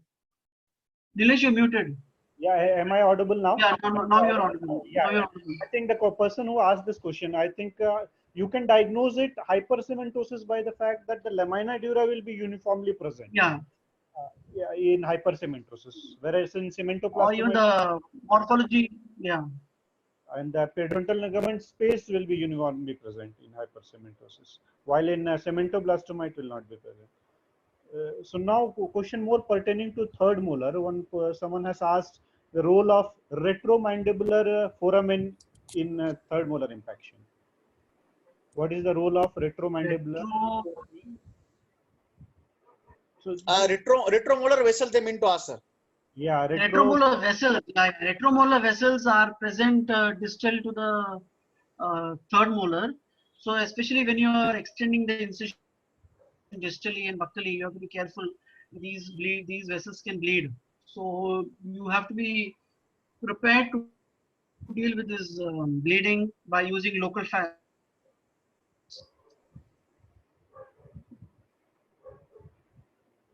Yes, there is a nice article on this. So almost in 20% of the cases, they have done a radiographic study and they have found out that there is 25% of the cases, 20-25% cases, distal or distobuccal to third molar, we find this retromolar vessel. And probably many times when we reflect the flap, we can see a small foramina distal to third molar or distobuccal to third molar, which keep on oozing. That's nothing but a retromolar. Yes, Vijay. Hello. Nilesh. Yeah, as Vijay and Gokul sir has already said, that is retromolar vessels. Sometimes you will find it. Vijay has also given the incidents given in the literature. So when you reflect your buccal flap, at times you can see the foramen. And at times, if your reflection is gentle, you can also see these vessels there. So invariably, you will have to strip it out, and when you strip it out, it bleeds a bit. So if the bleeding is more worrisome, you can just pack it with bone wax if required. Again, this is a very rare thing. I don't think it's very common. I mean, if it does happen, as you said, it has to be, cauterized or use measures to stop the bleeding. Also, there is a nerve present with the vessel. Sometimes there can be additional nerve supply from this retromolar neurovascular bundle. So that a failed anesthesia in that area, if it is suspected, you can just topically deposit some solution to attain anesthesia. True, very true. True. Yeah. So one more question is, how do you do impaction, or what precautions? Sorry? What are the considerations to be taken in patients with the third molar impaction, in patients who are leukemic patients? Leukemia. Yeah, patients with leukemia, what are the considerations? Definitely, I don't advise, unless there is absolute necessity to remove a tooth in a leukemic patient, it is not advisable. Yeah, so it is only if it is an emergency, it needs to be done. It has to be I think done. Dabir sir is also here with us. We can direct the question to sir, who is the senior most. Sir hello, hi. Hi. Sir, you are there. Dabir sir, please. Question? Sir, you have to. Dabir sir, the question is the considerations of third molar surgery in leukemic patient. Leukemic patients, I see. Yeah, you see, leukemia, the biggest problem in leukemia is, one is that patient should be reasonably fit. You got to talk to the oncologist who is treating the patient with leukemia, because a leukemic patient will have acute inflammation, a lot of pain, swelling. So if the patient is getting recurrent attacks of pain and swelling, has to be treated. The major concern about leukemias is when the white cell count goes up in blood, the platelet count goes down, and there is sometimes they can have severe hemorrhage because the platelet count is down. So make sure that the coagulation profile is adequate. It has its INR is okay, its prothrombin time is fine, and the platelet count is all right. Then only operate. Okay. Yes. Thank you, sir. Yeah. Yes. Thank you, Dabir sir. You're welcome. Nilesh. Yes, sir. Yes, Sharan sir. Yeah, hi. In leukemic patient, rather, it's an absolute contraindication case. Okay, even for extraction in white, because if you extract, if you take, you have to take hematology into consideration. But apart from that, if you take also, the patient is going to have a higher chance of infection. The patient is going to die with a sepsis. So it's an absolute contraindication to remove any tooth, not just the impaction. Hello, this is Dr. Ashok Dabir here. Yes, sir. Good evening, sir. Please don't. See, the poor patient is already miserable. You can't make his life more miserable. And do not presume that every leukemia patient is going to die the next day. There are types of leukemias, so we are not the specialists in leukemia. There are acute leukemia, there's a chronic myeloid leukemia, and all. They poor, don't make them suffer more. They already have a problem. So talk to the hematologist, medical oncologist, and you'll treat them. If you have a close relative, brother or sister who has leukemia, you're going to just leave the patient suffering? No, please treat them. Hello. Yeah, go ahead. Hello, this is Dr. Abhay Datarkar, sir. Yeah, yes, Abhay. Sir, actually, like medical oncologists, when especially the patient is under treatment, okay, when he is undergoing chemotherapy, the medical oncologists themselves don't give a clearance for you to do this kind of procedures. So no, then, you wait. like, then what should we do? No, I never did it, sir.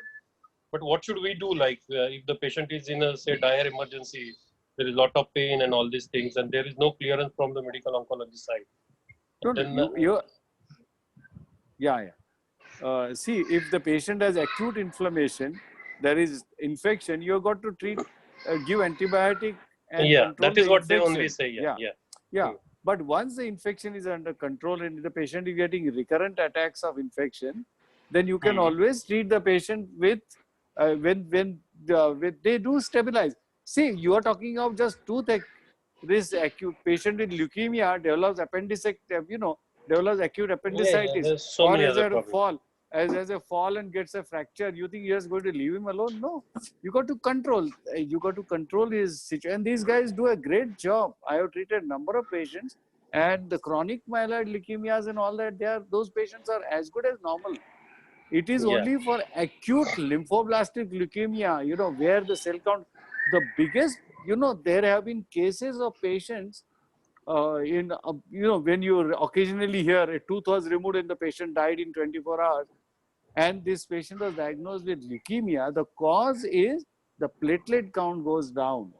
This is when after extraction, there are patients, bleeding post extraction because the platelet is down. So but with hemat-oncologists, you can treat. I have treated many patients, and they suffer. They are poor fellows.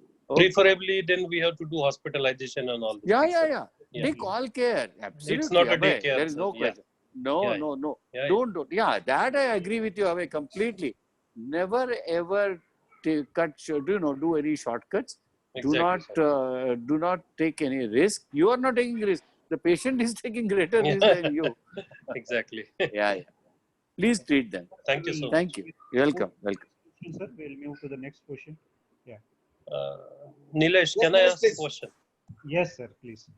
Actually, Gokul mentioned about the suturing of the nerve if you transect the nerve during third molar surgery. Yes. I would like to know, can he throw some more light on the suturing of the nerve which is there inside the canal and which is totally covered with the bone? So if he can throw some light, it will be beneficial to the postgraduate students. Yes.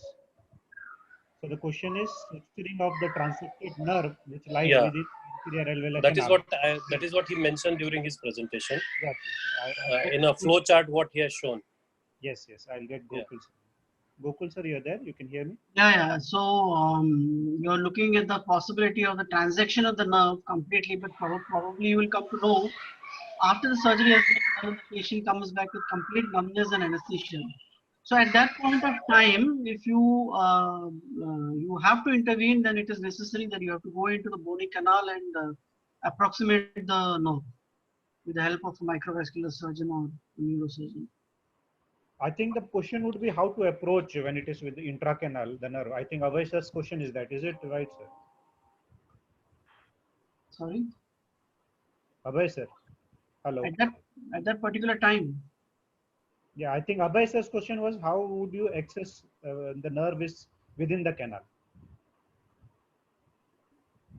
I mean, you're talking about that exactly. I mean, just after you've done the procedure, or is it afterwards? After the anesthesia is diagnosed? After the anesthesia is diagnosed. Okay, you want to go into detail about knowing the procedure, which I think.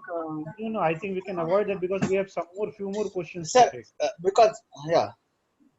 Can we move on to the next question?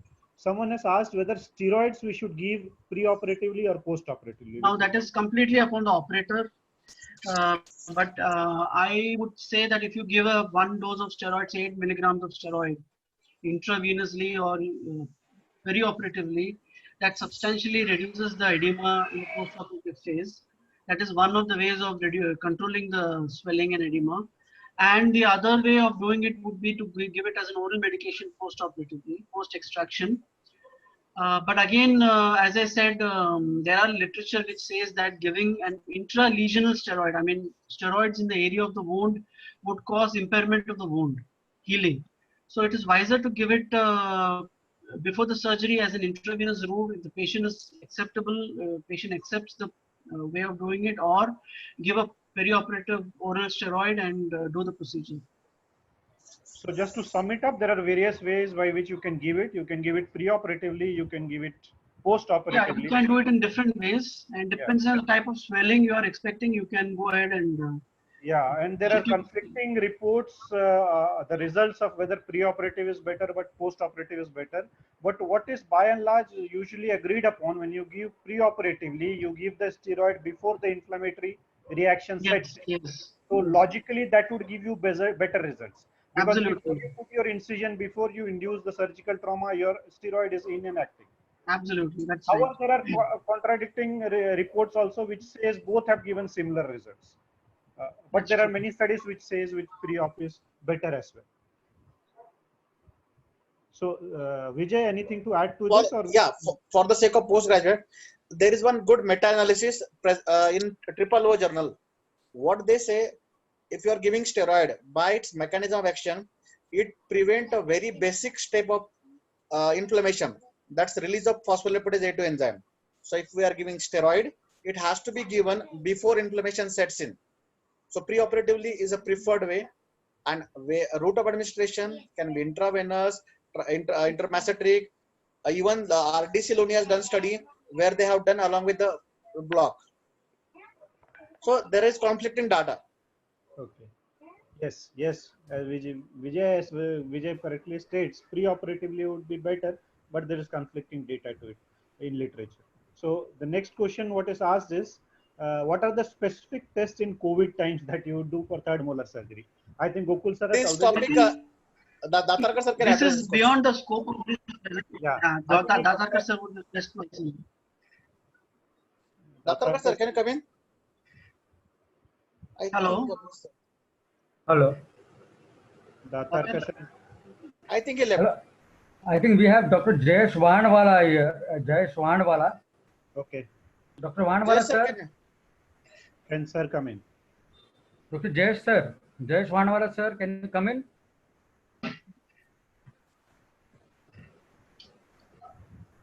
Hello. Dr. Jayesh Wanwala sir. Anyways, I think this is a separate topic that we have dealt very efficiently a few days back. So I think we will move on to the next question. Yeah, and that presentation available on our YouTube channel. Yes, its presentation, that presentation is available also, so you can go and have a look on that. So one more question I think I can take. How do you differentiate, the person asks, how do you differentiate between external oblique ridge and internal oblique ridge on a IOP? Definitely, you can see the radiolucent line which is present just buccally. I mean, if they say that it is overlapping the third molars, that is the external oblique ridge. Yeah. And internal oblique ridge might not be so visible. Yeah. So when you see the radiograph, the superior line that you see at the almost at the crest of the alveolar ridge, that would be external oblique ridge. And the internal SRS is not very clear, but much lower to it, it will be seen as a continuation to your coronoid going down, and as it moves forward it further goes down and continues at the mylohyoid line. So the superior line is the external and the inferior line will be your internal. Nilesh, can you hear me? Yes, I can hear you, sir. Yes, sir. For the what you call this internal oblique and external oblique, rather the Srinivasan book is given very well about that, where when we take ideal IOP for third molars, the IOP should be taken in such a way that the buccal and lingual crest should be overlapping, so that the height of the external oblique and internal oblique is going to be coinciding rather. So anybody wants to take IOP, then that has to be in this way only. If you take in the different angulation, horizontal or vertical, that is going to give a different picture of the amount of the bone which is covering the impacted tooth. Yeah, it will give a distortion. Yeah, distortion. So if you take IOP in this way, that's where the buccal and lingual crest should be overlapped. And then you can see that external oblique and internal oblique ridge like overlapping with each other, or if it's maybe at a little bit at a different level. So the center of these two things can be considered the amount of the bone coverage onto the impacted tooth rather. Yeah. Okay. So based on the angulation of the radiograph, if the angulation is taken perfectly, how it is required for third molar, the external oblique, internal oblique should coincide as Sir said. Yes. Otherwise, it is usually external of the, if you see two lines, the one superior is the external and the one inferior that you see is the internal oblique. Vijay, we have time for more question, or I think we can continue for 5 more minutes. Okay. I think there are there more questions in the chat box? There are. Okay. Someone is asked. Okay, I have one here. Someone has asked whether coronectomy is still practiced. Is it still practical to use coronectomy for treatment of? Coronectomy is extremely. I mean, it is depending on the operators. I would say more the patient's choice. Of course, you can use it as a medium to prevent the damage to the inferior alveolar nerve. But I think in our setting, in our country, if you're going to talk about coronectomy, they would say that you are leaving the root behind. So it's not advisable to do that unless it's absolutely necessary and the patient is aware of the fact that this root is going to be left behind and it will migrate eventually, or there is nothing to worry about leaving the root behind, because most of the patients are extremely anxious. And the moment your surgery is done, they say, is anything left behind? So we don't want that to happen. So as I said, it depends on the operator's choice in concurrence with the patient, and also depends the the other factors like the patient's ability to understand it. But it's a procedure which can be used to prevent the damage to the inferior alveolar nerve. Definitely it can be used. I have never done it personally for any of my patients. Saran sir, you want to come in? What personally, same Gokul here. sir. I also Gokul sir told rightly. Exactly.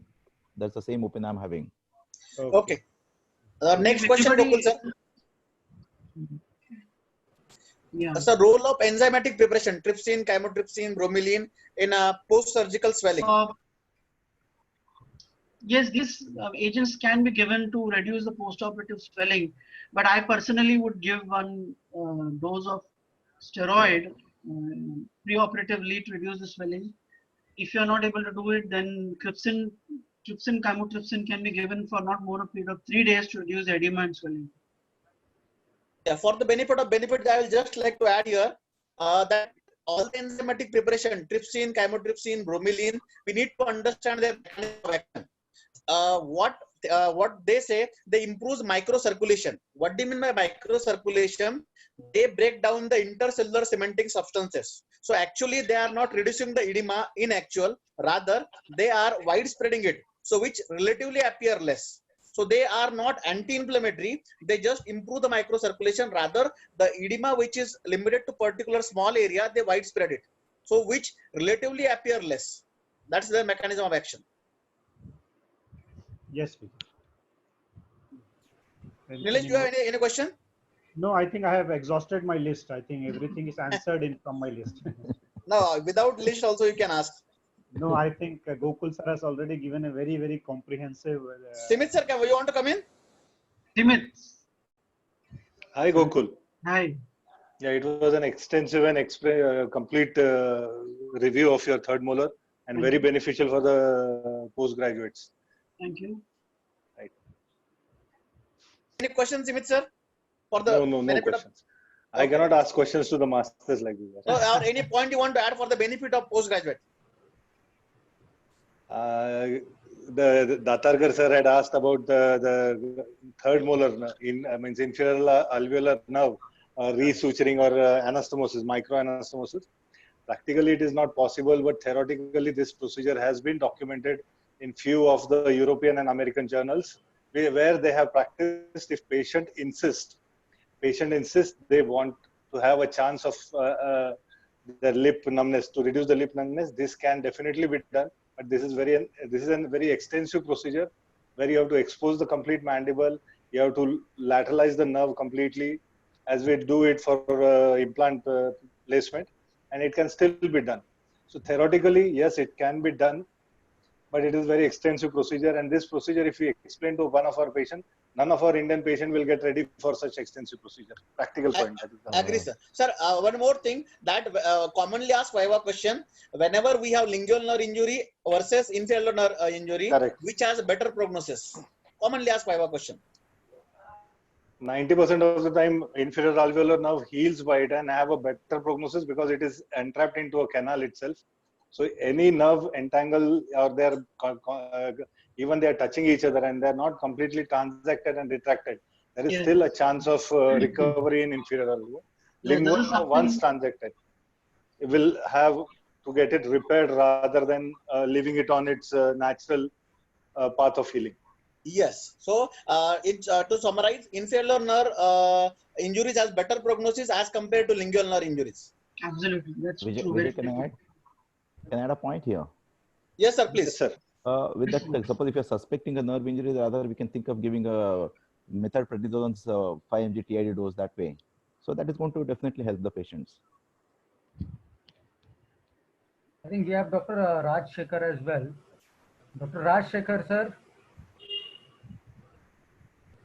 Hello, Dr. Raj Shekhar, Yes, sir. sir. Yeah.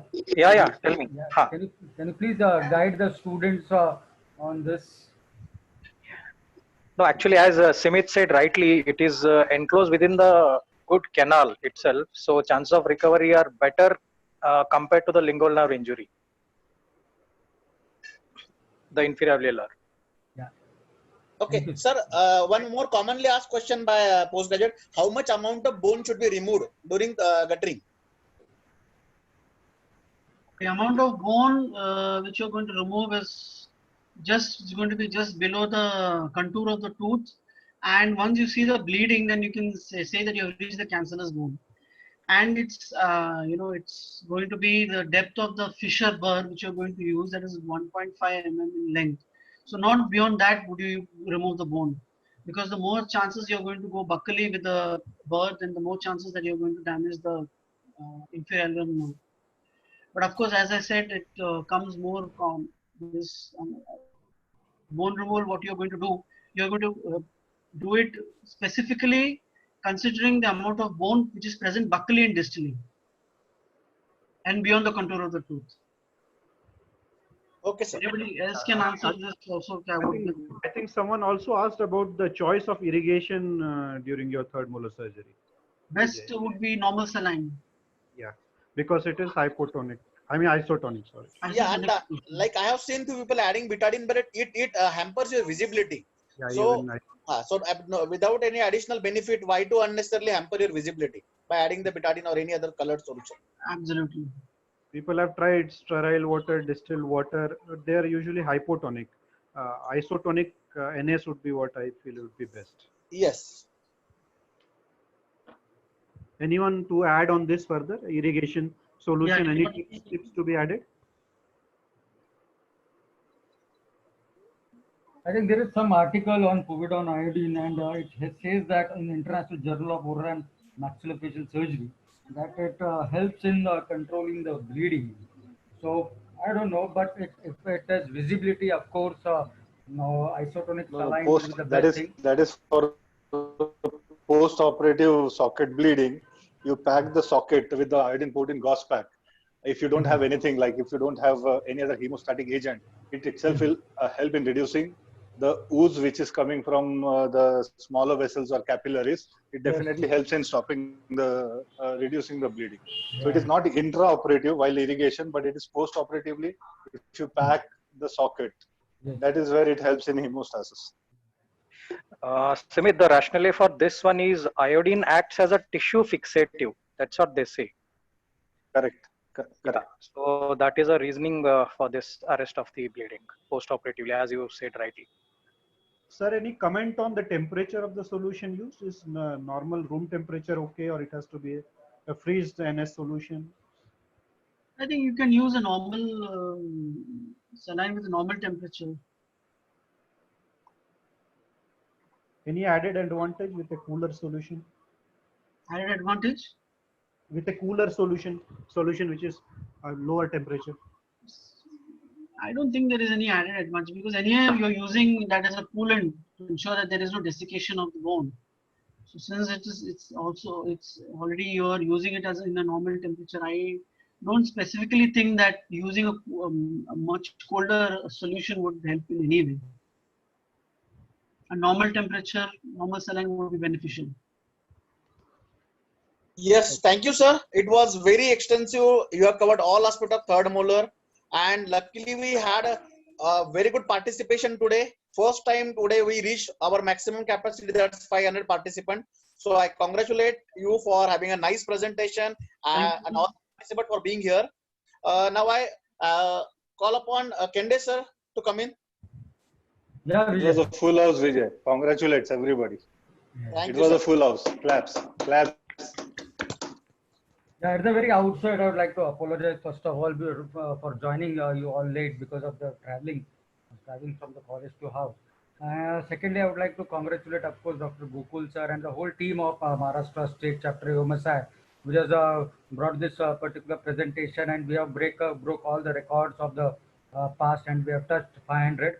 And also, I would like to congratulate all the team members for putting up a great video. And we have also started with the YouTube channel, and I'd like to acknowledge Dr. Arun Panda, who has helped us to make this video. And I thank all the colleagues and senior faculties who has taken participation in making that video. So on this platform, I would like to take this opportunity to ask you all to please subscribe. Please do subscribe our YouTube channel, that is MSc EOMSI. And very soon we will be adding today's presentation as well. Maybe and from tomorrow maybe we will start with the live streaming of all the lectures or webinars which will be taking place. Now I'd like to thank Dr. Gokul Venkateshwar sir for such a wonderful presentation. And this is a very common topic which has been asked in the exam for postgraduate, maybe undergraduate, or the private practitioner. Everybody will be helped by this endeavor. And secondly, I would like to thank our moderator, Dr. Nilesh Mishra. I'd like to also thank Nilesh for making all this wonderful flyer for Maharashtra State Chapter.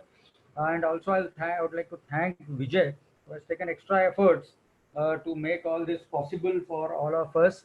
And of course, the whole team, MSc, EOMSI, who has been working day and night for everything. So thank you very much. Over to Vijay. Thank you, Prajalit sir. So stay tuned. Tomorrow we have tomorrow we are starting with onco session. So we have next 6 session lineup on oral oncology. So soon we'll circulate the flyer and communicate with you. Thank you one and all for joining in. As of now, signing off. Thank you. Bye bye. Thank you so much. Thank you, Gokul. Thank you. Thank you. Bye. Bye, sir.